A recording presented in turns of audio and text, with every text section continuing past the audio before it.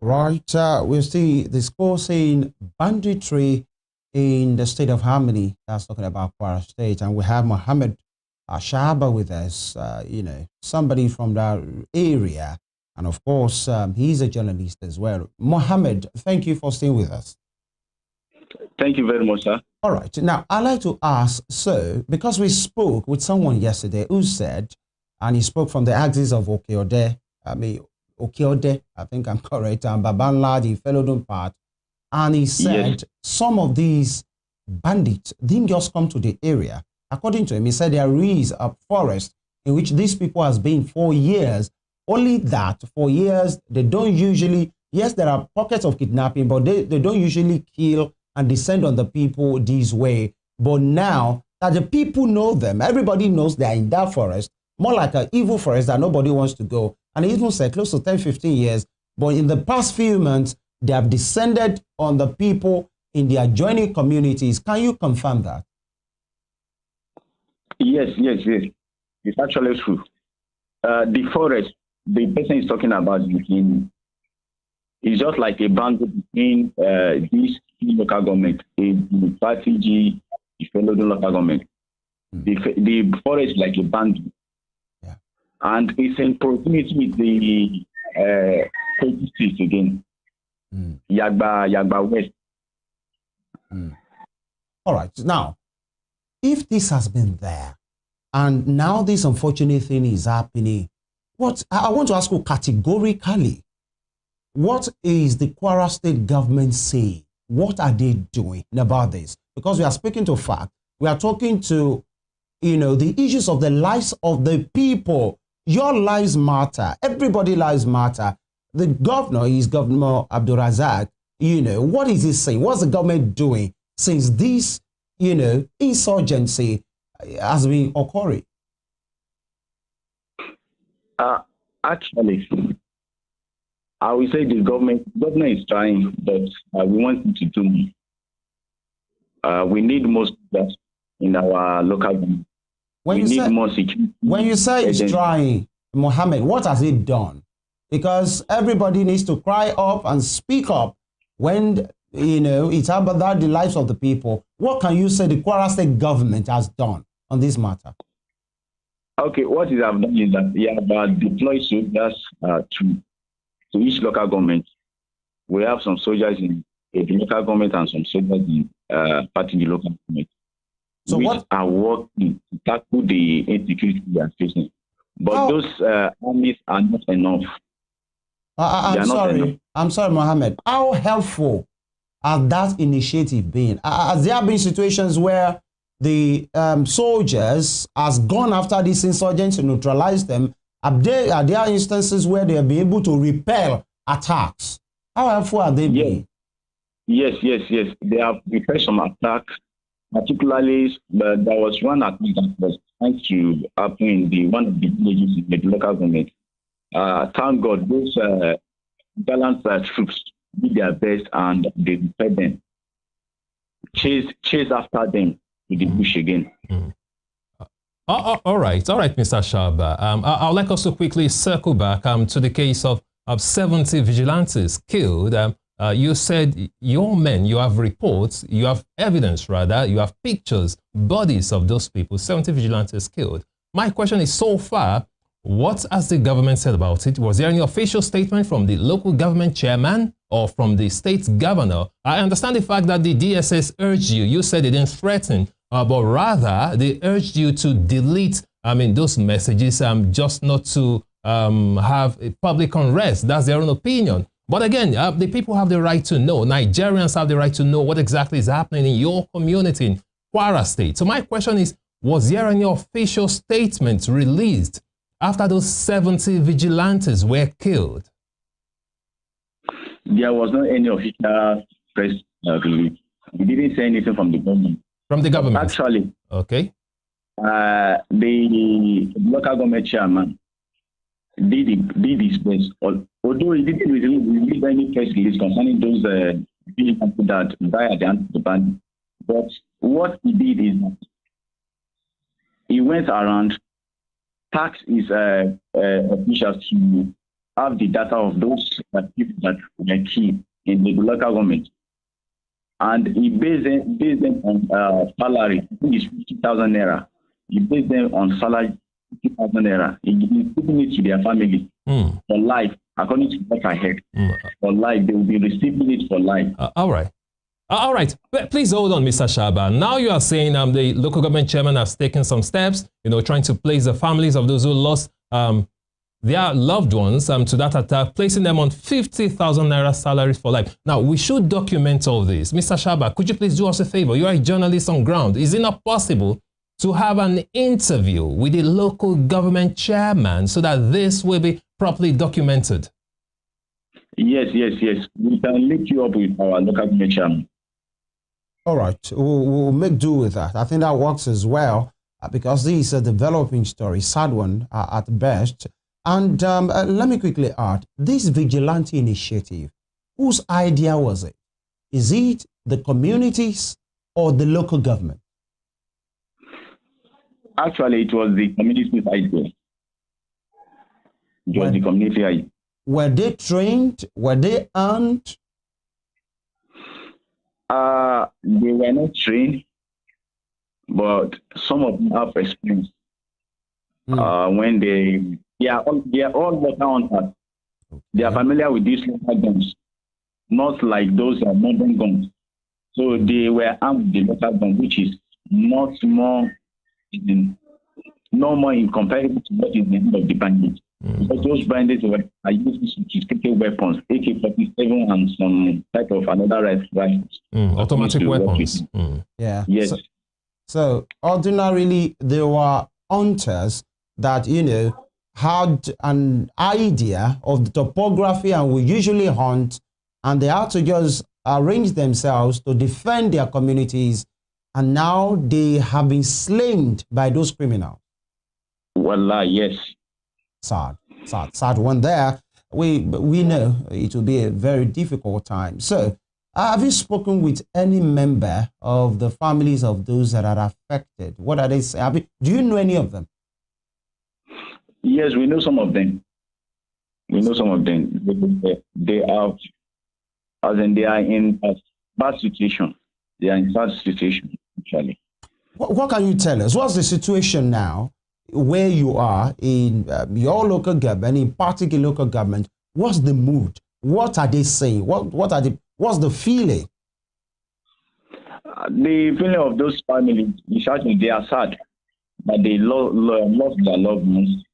And they appreciate the governor, according to our research, they appreciate the local government chairman for giving them the stipend of 50,000. Although it will not replace what they have lost, but actually it will cover some of their expenses. Now, I'm even talking about the general feeling in the town, in these communities. Are they in palpable fear? Do they have a reassurance from the soldiers or from the state government? That's what I'm asking. We have some reassurance from the government that they will not discriminate, but up to now, the insecurity is getting worse day by day. I will give you an example. There was one businessman that was kidnapped from Saragi. Saragi is a district under its local government. The bandits are now demanding, according to what we heard from the villages, the bandits are now demanding for 100 million naira before they release him. And actually, we are all farmers here. We don't have up to me. Is the man still in captivity or has he been released? He's in captivity. Till now. The abduction took place 2 days ago. 2 days ago. In the midst of the killing. Can you hear me? Hello, sir. In the midst of the killings, abduction is still taking place. Yes, day by day. Yesterday, they kidnapped 2 brothers at a city which is under party local government. At where? They kidnapped them. We haven't heard about maybe that money for another ransom. We haven't heard from the family. Where did this one that happened in the local government? The family told us that the bandits have contacted them and they are demanding for 100 million naira ransom. The last one that you referred to of two brothers, where did it happen? It happened at it's a name of village under party local government. All right. So resumption just took place right now in many of the states in Nigeria, and in the last 1 week, in the last 2 weeks, what's happening to schooling there? Are children going to school or they are staying at home? Actually, our students are going to school, although it doesn't stop the school activities. With how will I put it? With a fear in their mind that these children can come at any time, but still we are being perseverance to learning. Our children are in school. All right, it's good that they are going to school, but are these schools guarded or they are just left open? Can you confirm if these schools, either primary or secondary schools, now that the children, the pupils and the students are still attending their schools, are they guarded? Are the communities aware that these places should be guarded? The communities are aware that these places should be guarded, but actually they are not guarded. There's not any security agency around those schools. They are just going with their feet. Let me just say that. All right, Mr. Shaba. So far, you are on ground right there. You live in the community, you know what's going on, you see all this, you have all the information.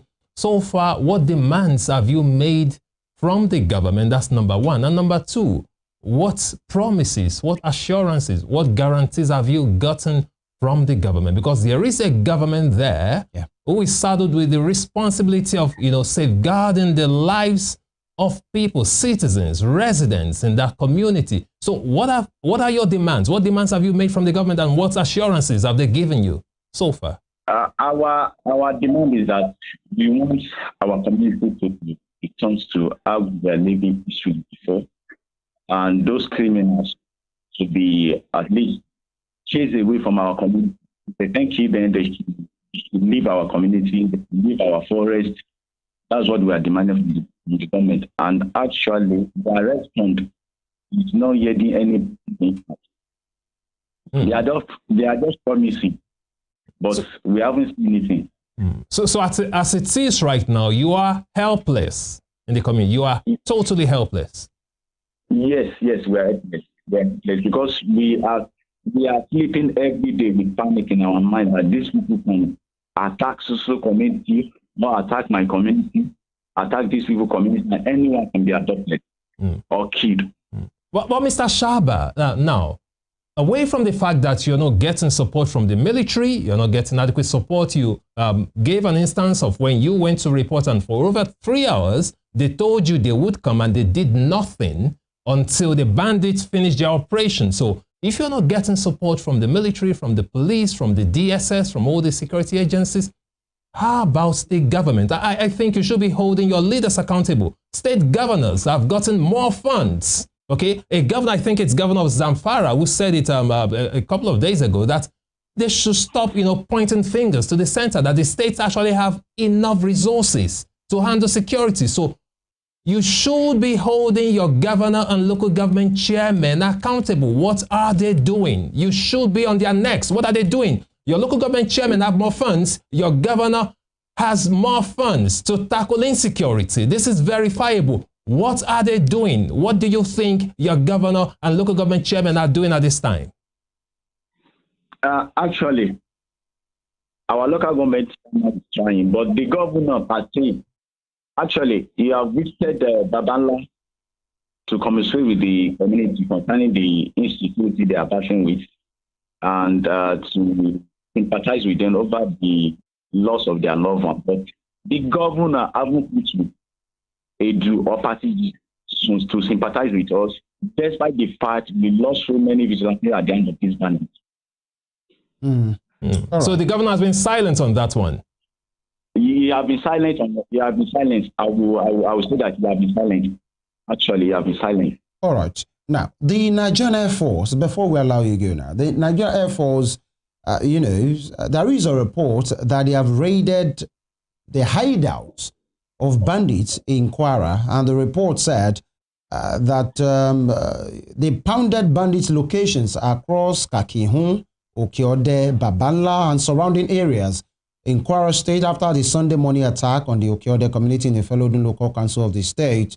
And, with what happened, including the killing of 12 persons, including the Bale of Ogbayo in the process. And this was confirmed by the Director of Public Relations and Information of the Air Force, Air Commodore Eyimen Ejodame, in a statement yesterday, where it said the reconnaissance and close air support operations were executed to deter threats, while hostile elements sighted east of Babanla were decisively engaged. And according to him, concurrent surveillance flights also covered key settlements and military positions, gathering critical intelligence to support ground forces. Can you confirm if actually that was true?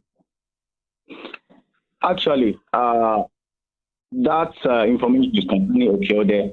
According to what we have been seeing online, there are some people that have been debunking it that it's not true. According to those people who are living around those, they are debunking it. But we don't actually know. We haven't verified it.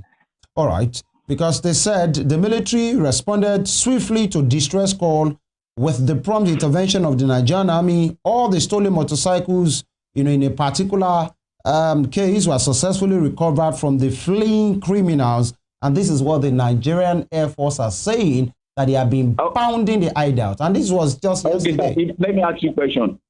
According to the report, they said there are some people that were kidnapped. Is it not better to rescue those who are kidnapped than to rescue those motorcycles if the news is actually true?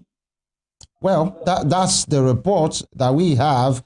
And they said the heavy, that intervention took place amid heavy downpour between 9 p.m. and 11 p.m. and saw assailants making away with several motorcycles before they were pounded and all of those things. So what you're saying this morning is, as far as you are concerned, you can't confirm if there was an intervention from the Army or from the Nigerian Air Force. Is that what you're saying? Yes. I can't confirm. All right. We wish you all the best. And, our thoughts and prayers are with you and all others that have been affected. And just like my colleague said, state governments have a role, very big role to play, and local government now that they can do much more than they are doing. And, as we usually say around here, we wish ourselves all the best. By the way, we have been speaking with Mr. Mohammed Shahaba, who is a journalist, Mohammed Ridri Shahaba, editor at Nupeko TV, and of course, an indigene, of that area. Thank you for speaking with us, and please keep safe. Thank you very much, sir, for having me here. All right. The world deserves to know. Nigerians, just like we have spoken about it this morning, deserves to know what is really happening, because one disturbing thing, according to him, using his words, is that vigilantes were killed and the news is being systematically suppressed. It's quite unfortunate. Femi, I'm really worried. I mean, look at what they are going through. I can feel their pain, in a community in the States where they are helpless. They have the police there. He sounds very helpless. Exactly, helpless. We have various security agencies who have the time to chase after harmless individuals in Nigeria. We started the show with that this morning. We have DSS, the police, the Army, Air Force, Navy. They can't help these people. And I begin to ask myself, Femi, what are the characteristics of a failed state? When we say things, we just heard from the horse's mouth. We are speaking to facts now. He is right there. He's telling us what is going on, how helpless they are in a sovereign state. Yeah. Nigeria is a sovereign state, and we have people in the parts of the country who are totally helpless, who cannot be helped by the government. Now, those who were killed, the local government chairman, in his own wisdom, just trying to ameliorate their pains, is giving them 50,000 naira each. Now, that's what he can do at that point. But is that what we should be having in a sovereign state? Where we have security agencies? That report from The Guardian talked about, the Nigerian Air Force raiding bandit hideouts and happening in his area. But one thing is this: everybody deserves to. Absolutely. Actually, except they've done something against the law, and that pronouncement either to kill them can only be done by court of law. Yeah. So everybody has a right to life. But in the case in which a community or communities now cutting across local government are appearing helpless. And this is, the thing is, when you hear, contextually, and you see what is happening with the news, with, the urgency of addressing the issue, it seems everything is just quiet. Yeah, and for me, more worrisome is the fact that these guys are walking about freely. Bandits, they said the bandits carrying weapons, automatic weapons, walking around freely. They said they don't hide. And no one is apprehending them. It means whenever they are moving, everybody has to stand up for their lives. And we have security agencies there. Come on, I feel embarrassed. I feel ashamed. Well, and that is why this program is being held, and I'm sure other programs. But Money Spring is about speaking truth to power. That was where we started as well. Everybody must be responsible. Either there are collaborators in those communities, either there are apologists, either there are people who are feeding information. Because remember, I guess yesterday said a particular individual, talked about retrieving some guns and servicing it. And just the day after, those bandits in that area descended on them because they know they are helpless. No guns, no nothing. Somebody must have leaked that information. So whoever is responsible, wickedly responsible for these, they should be fished out. Because just like we said yesterday, if it's happening in Kwara, then Oshun should not be asleep. And again, Femi, Kogi, everybody, this is everybody's business. Injury against one should be an injury against all. And again, our security agencies should be more proactive. There is no better way to say this is a huge failure on the part of our security agencies. Because if bandits are walking around freely, not only in Kwara State, in several other states, where the citizens have to negotiate. Months ago. Have to negotiate with bandits. Undeterred. So that's the problem. So what are our security agencies doing? It's a huge failure. I say it again. It's a persons are trying to do the best they can. Absolutely. And in this case, gallant officers, we appreciate you as well. Kudos to those that are the men of the Nigerian police, officers, Nigerian Army, Nigerian Air Force, Nigerian Navy, NSCDC, the intelligence community, DSS, NIA. But then, as we are appreciating you, we are telling you that you need to do more. Everybody needs to be safe, and whatever needs to be done needs to be done. And our leaders should stop playing politics with security. Our experts have said it. The security, the politics of security. And the security they should stop playing politics with security. We should do better. Nigeria will be 65 tomorrow, and 65 years after.